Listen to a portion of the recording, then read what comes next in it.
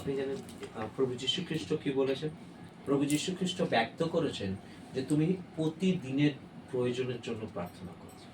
বের করতে পারি মথি 6:11, প্রতিদিন। আর এই ভাষটা মনে রাখে, তোমার হৃদয় কল্পনাও ক্ষমা হইলেও হইতে পারে। You have to pray. প্রতিদিনের প্রয়োজনের জন্য তিনি আমাদেরকে প্রার্থনা করতে বলেছেন। মানে আপনি 11 পদ করুন। হ্যাঁ, আমাদের প্রয়োজনীয় খাদ্য আজ আমাদিগকে দাও। আমাদের প্রয়োজনীয় খাদ্য আজ আমাদিগকে দাও। কথাটার অর্থ দেখুন, নিচে লেখা আছে আজকার বা আগামী দিনে। আজকে বা আগামী দিনে, দেখুন স্টার চিহ্ন দিয়ে লেখা আছে।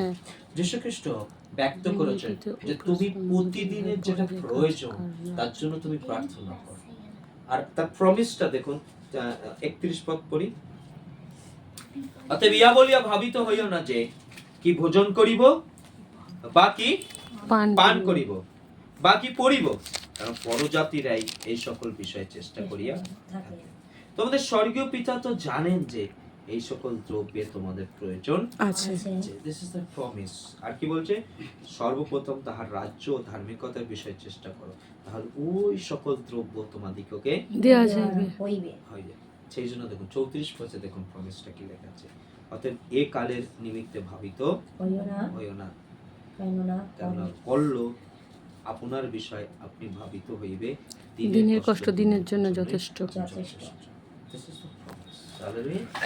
প্রমিস, এই প্রতিজ্ঞা কখন আপনার জীবনে কার্যকরে আসবে?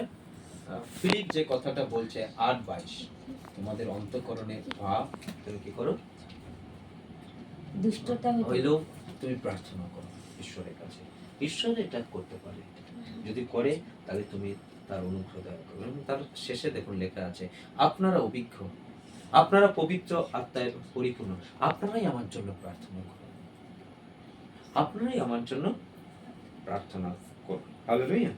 আজকে আমি একটি বিষয় বলতে চাই, লস্ট এনি কস্ট। মানে কথাটার মানেটা হচ্ছে যারা হারিয়ে গেছে যে কোনো মূল্যের জন্য তাদেরকে ফিরিয়ে আনতে। আমেন। আর এটা আজকে আমাদের বিশ্বাসী হিসাবে খুব একটা প্রয়োজনীয় বিষয়।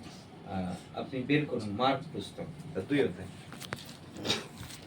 এখানে একটা দৃষ্টান্ত আমরা পাই।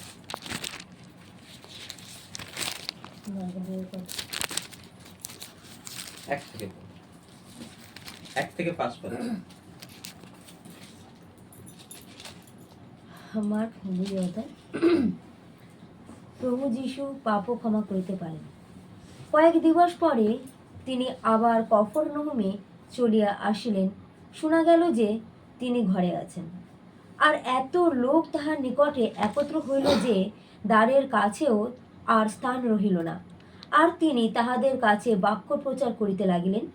তখন লোকেরা 4 জন লোক দিয়া একজন পক্ষাঘাতীকে বহন করাইয়া তাহার কাছে আনিতেছিল, কিন্তু ভিড় প্রযুক্ত তাহার নিকটে আসিতে না পারাতে তিনি যেখানে ছিলেন সেই স্থানের ছাদ খুলিয়া ফেলিল, আর ছিদ্র করিয়া যে খাটে পক্ষাঘাতী শুইয়া ছিল তাহা নামাইয়া দিল।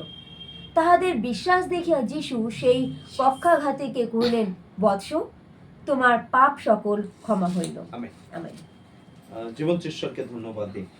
প্রভু যীশু খ্রিস্ট নাসারেতে যেখানে মিনিস্ট্রি করেছেন, যে হয় না সবার একটা হেড অফিস, তো হেডকোয়ার্টার মানে মেইন যে জায়গাটা ছিল সেটা হচ্ছে কাপড়নাহমে তিনি বেশিরভাগ সময় তিনি থাকতেন এবং মিনিস্ট্রিটা করতেন, মানে হেড ওই স্থানকে প্রাধান্য দিয়েছেন। হালেলুয়া। আরে 1 পদে দেখুন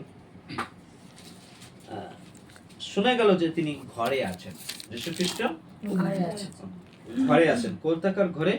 কফরনাহুমে। 1 পদে।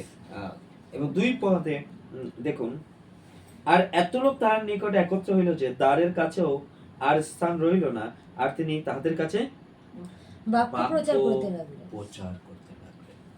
তিনি ঘরে বসেও কি করছেন? বাক্য প্রচার। সর্বদা। আপনি যদি মথি 4 অধ্যায়ের শেষে দেখেন, সেখানে লেখা আছে অনেক মানুষের ভিড় ছিল এবং সকলকে তিনি সুস্থ করেছিল, কিন্তু তার আগের স্টেপটা যদি দেখেন, তিনি ডোর টু ডোর গিয়ে প্রচার করে এসেছেন। যেখানে 5,000 মানুষের ভিড় ছিল, মানুষকে খাইয়েছিল, তিনি বাক্য প্রচার করেছেন। সর্বদা তিনি বাক্য প্রচার করেছেন। আজকে চার্চটা কি বলুন তো? চার্চটা মানে কি? মণ্ডলীটা কি? কেন যান মণ্ডলী?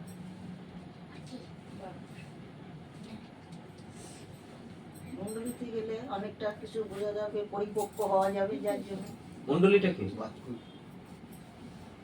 আজকে চার্চটা কি? মণ্ডলীটা কি?